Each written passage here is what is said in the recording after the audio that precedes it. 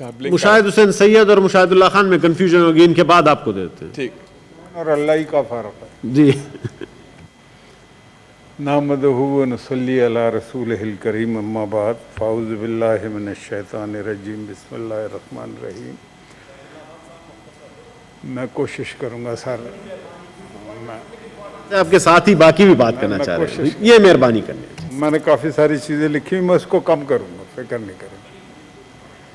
मैं एक बात तो उस वक्त करना चाह रहा था, वो मुश्ताक साहब ने ना वो जो एक वायरल हुई है कादियानियों के हवाले से कि वो हमारे जो निसाब के अंदर बहुत सारी चीज़ें इनकॉर्पोरेट हो गई, उसका उसने बताया है वो बड़ा अफसर था और उसको ट्रांसफ़र कर दिया गया है। तो ये अली मोहम्मद ख़ान यहाँ पे बैठा हुआ है, इसके होते हुए ऐसे होना नहीं चाहिए वैसे कि वो अगर उसने बताया लोगों को कि ये चीज़ें हो रही हैं, निसाब में इस तरह से तब्दीली हो रही है, उसमें कैटेगोरिकली, मैं बड़ी लंबी बात नहीं करना चाहता चूँकि आपने मना कर दिया है कि ज़रा मुख्तसर करें, तो उसको ज़रूर देखें आप कि और वो उस बंदे का जिसका ट्रांसफ़र हुआ है उसको अपनी जगह पे आना चाहिए। जिस आदमी ने एक बहादुरी से एक काम किया है उसको उठा के जनाब फेंक दिया गया, ये तो कोई। और उस वक्त वो मौला बख्श बैठे हुए, उन्होंने एक शेर सुनाया था अल्लामा इकबाल का, तो इन्होंने कहा आप भी सुना दें। तो वो यही है कि इल्म की बात है वहाँ पे। तो इल्म की बात यह है कि इल्म सुकरात की आवाज़ है ईसा का लहू, इल्म गहवारा हो सैयारा हो अंजाम व नमू, इल्म अब्बास अलमदार के ज़ख्मी बाजू, इल्म बेटे की नई कब्र पे माँ के आंसू, वादी अब्र में कतरों को तरस जाएगा, जो इन अशकों पे हंसेगा वो झुलस जाएगा। तो ये इल्म के हवाले से उसने बात की थी जिसकी तरफ तवज्जो मुश्ताक साहब ने दिलाई। मैं चंद बातें, और एक बात बहुत ज़्यादा हो रही है पिछले कुछ दिनों से हुकूमत की तरफ से, उनको भी कोई काम नहीं है कि जी नवाज़ शरीफ जा रहे हैं, नवाज़ शरीफ चाय पी रहे हैं, नवाज़ शरीफ वॉक कर रहे हैं। मुझे समझ में नहीं आती, और ये मैं ये समझता हूँ कि ये जानबूझ कर किया जा रहा है। ऐसा नहीं है कि कोई अहमक नहीं बैठे हुए हुकूमत के अंदर, उन्हें सब पता है, जो हमें पता है वो उन्हें पता है, और बहुत सारी बातें उन्हें ज़्यादा भी पता होती हैं। मैं खुद बीमार रहा हूँ जनाब चेयरमैन, आपके इल्म में। ये कहते हैं जी वो चल क्यों रहे हैं भाई, आजकल जो लेटेस्ट, मेरे 10 ऑपरेशन सर्जरीज हो चुकी है, 20 के करीब प्रोसीजर्स हो चुके हैं। मुझे तीसरे दिन वो कहते थे खड़े होकर दिखाओ। एक दफ़ा ऐसा भी आया वक्त कि मेरा मुंह इतना बड़ा हो गया था और मेरे हाथ ऐसे हो गए थे सूजन की वजह से, टांगे में भी यूं होती। तो उन्होंने उस हालत में मुझे कहा कि चल के दिखाओ। 9 किलो सूजन थी। मैं ये बताना इसलिए चाह रहा हूँ कि ये लोगों को, दुनिया को गुमराह करते हैं किसी की बीमारी का मजाक। खुदा न खास्ता मैं कहता हूँ किसी पे कोई बीमारी नहीं आनी चाहिए, अल्लाह सबको सेहतमंद रखे। लेकिन अगर कोई ये कहता है मैं बीमार हूँ तो उसका मजाक ना उड़ाएं। और फिर अजीब व गरीब बातें करते हैं, मतलब आप अपने खिलाफ बात करते हैं जब आप ये कहते हैं ना कि जी नवाज शरीफ हमें धोखा दे के चला गया। लोगों की आंखों में धूल झोंकते हैं जी, वो सीढ़ियों पे चढ़ते हुए चले गए। सारी दुनिया में मैंने देखा कि एम्बो लिफ्टर पे वो गए और कह रहे हैं, मतलब आप क्यों लोगों की आंखों में धूल झोंकते हैं।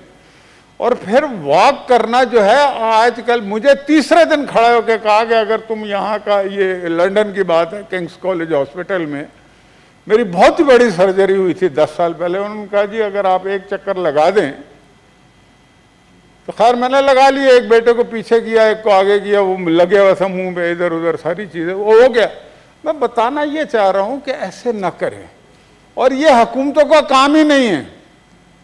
और फिर वो ये कहते हैं कि जी सबको झूल दे के चले गए। भाई झूल दे के चले गए तो एक्शन करो उनके खिलाफ, पूरी अपनी पंजाब गवर्नमेंट के खिलाफ एक्शन करो, अपनी वजीर सेहत के खिलाफ एक्शन करो, और डॉक्टर फैसल सुल्तान के खिलाफ एक्शन करो, और इमरान खान के भी खिलाफ एक्शन करो जिसने कहा जी मुझे रहम आ गया था।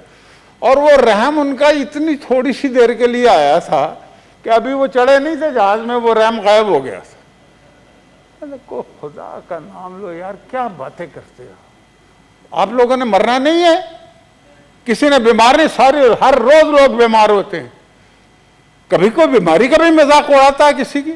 और एक ऐसा शख्स, देखें मैं आपको एक बात बताना चाहता हूं, हुआ यह है जो अभी उस पर बात नहीं हो रही, नवाज शरीफ के 2000 पे प्लेटलेट्स आए, मेरे भी अभी पिछले दिनों 15, 20, 25 दिन पहले आए। वैसे मैं तो बताता नहीं किसी को, बहुत ज्यादा कम हो गए थे, लेकिन 2000 नहीं थे अल्हम्दुलिल्लाह, लेकिन काफी कम हो गए थे।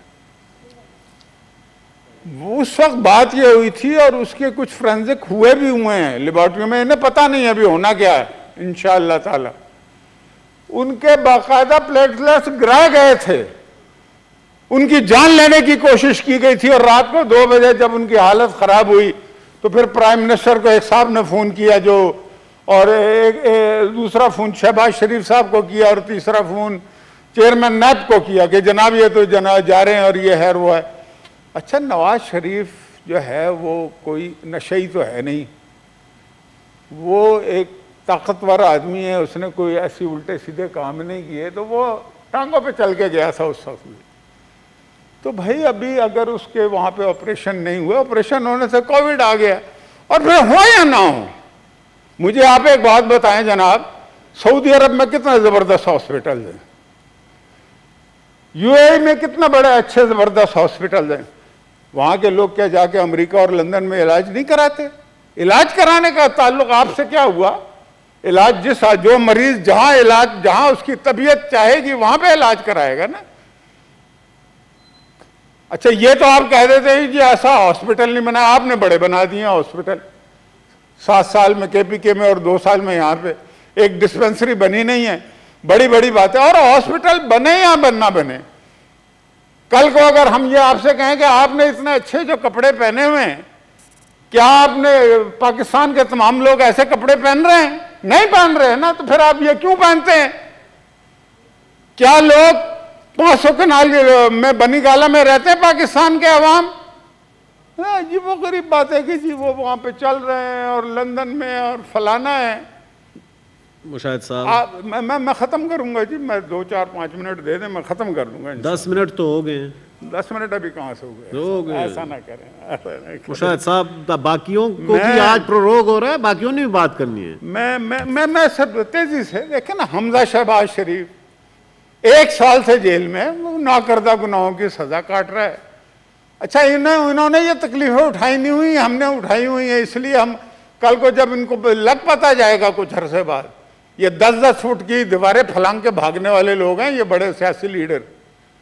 शकीलुर रहमान को बेचारे को अंदर रखा हुआ है, यार को खुदा का नाम लो। कितने लोग हमारे जेलों में डाले, अब हमारा कौन सा आदमी छोड़ा जो जेल में नहीं डाला आपने? आपकी तसल्ली नहीं होती, आप मजाक उड़ाते हैं। कुर्सी शाह पे कौन सा केस? उसको 1 साल हो गया, उसको भी। ये कोई मतलब का तरीका होता है? और फिर ये है, या तो आपने मुल्क को संभाला हुआ होता ना, मुल्क के हालात जो हैं वो सारी दुनिया के, ना अमन है, ना सुकून है, ना चारा है, गम है, तुम्हारी बज़्म तरफ का अजीब आलम है। और वो तुम्हारी बज़्म तरफ का अजीब आलम है, और वो सरजमीन जिसे रश्क खुल्द कहते थे, खता माफ दहकता हुआ जहन्नुम है। ये हालत आपने मुल्क की कर दी। आप बातें कर, आज कराची डूबा हुआ है, 14 सीटें दी, बड़ी बातें करते हैं। 22 सूबाई असम्बली की, कोई नजर आया आपको कि पानी में? और ड्रामेबाजी करने के लिए ये हमारे आरिफ अलवी साहब भी, सदर भी वहीं गए, गवर्नर भी वहीं गए, बयान देने। ऐसे ड्रामाबाजी जब अपोजिशन में थे तो किश्ती 1 फुट पानी में लेके फिर रहे। अब लोग 4थी मंजिल से छलांगे लगा रहे। होना तो ये चाहिए था कि सारी हुकूमत वहां पे खड़ी होती, कर कुछ नहीं सकता। लोग क्यों नवाज शरीफ को याद ना करें, शहबाज शरीफ को याद ना करें? जरा सी तकलीफ आती थी वो जाके खड़े तो हो जाते थे। और ये सियासी लीडर का हक है, किसी पे एहसान नहीं है। आप तो ईद की नमाज पढ़ने के लिए नहीं उठते, तो कराची के बेचारे जो डूबे हुए लोग हैं उनके लिए कैसे उठेंगे? पहले ईद की नमाज पढ़ने के लिए तो उठ लें आप। तो मैं ये कहना चाहता हूं कि कराची डूब चुका है, कराची के लोग परेशान हैं, कराची को दाद रस्सी की ज़रूरत है। मैं ये इसलिए कह रहा हूँ कि आपने भी फरमाया था, मुझे खुशी हुई कि तमाम सूबों को वहाँ पे, मैं कहता हूँ तमाम सूबों को छोड़े, पहले फेडरल गवर्नमेंट की बात करें। इनके अपने लोग क्या करें? क्यों नहीं पूछते आप उन 14 MNA से जो कराची से इलेक्ट हुए और 22 MPs से कि वो कर क्या रहे? क्यों नहीं है वो फील्ड में जाके कम से कम इजहार यकजहती करें? आपके पास फंड्स हैं, आप लोगों को खाने पहुंचाएं, बहुत सारे काम कर सकते हैं। कोई किसी का वाली बारिश नहीं है, घरों में पानी घुस चुका है। थैंक यू मुशाहिद साहब। मैं खत्म कर रहा हूँ। मुशाहिद साहब प्लीज बाकियों को भी आप मौका दें। मुशाहिद साहब थैंक यू। मैं 1 या 1.5 मिनट और बस। तो मैं गुजारिश ये कर रहा था कि सैलाब आते रहते हैं। वो 1976 या 77 में सैलाब आया था, तो मुजीबुर रहमान शामी साहब ने उनका रिसाला था लैलो नहार, उसके टाइटल पेज पे एक शेर लिखा था कि इंसान की आंख खुश्क थी इंसान के जुल्म पर, अब जो पहाड़ रोए तो सैलाब आ गया। ठीक है, तो अब ये सोचना चाहिए कि ये ऐसा हो क्यों रहा है और क्या हम अपनी जिम्मेदारियां पूरी करें। जनाबे चेयरमैन, आपने 75% बात की, 25% आप लिहाज कर गए कराची के हवाले से।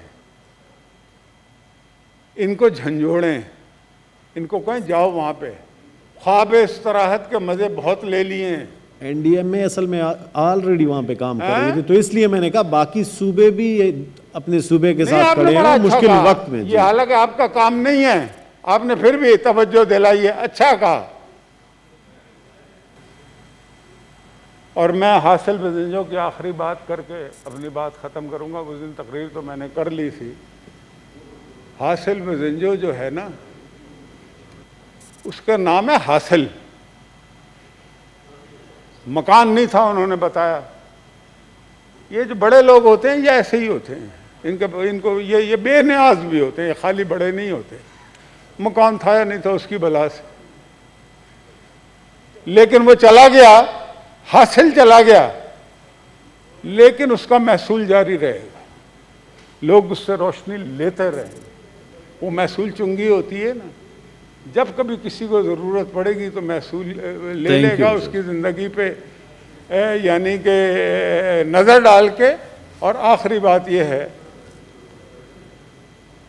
कि हासिल बजिंजो वो शख्सियत थी, जब मिला आपने कभी देखा है कि उसके चेहरे पे मुस्कुराहट ना हो या वो गुस्से में हो। और जिस वक्त वो सिगरेट भी पीता था, कहता मुझे, और टीवी पे बैठ के उसने कह दिया कि जी मैंने तो अब मर जाना है कुछ अरसे बाद, और बड़े आराम से। लेकिन वो गया मुस्कुराता हुआ है इस दुनिया से। वो है ना कि मरते मरते भी खुश घोंटों पर खंदाए जहाँ फिजा ही मचला है, और जहर के घूंट हमने पी पी कर अक्सर आबे हयात उगला है।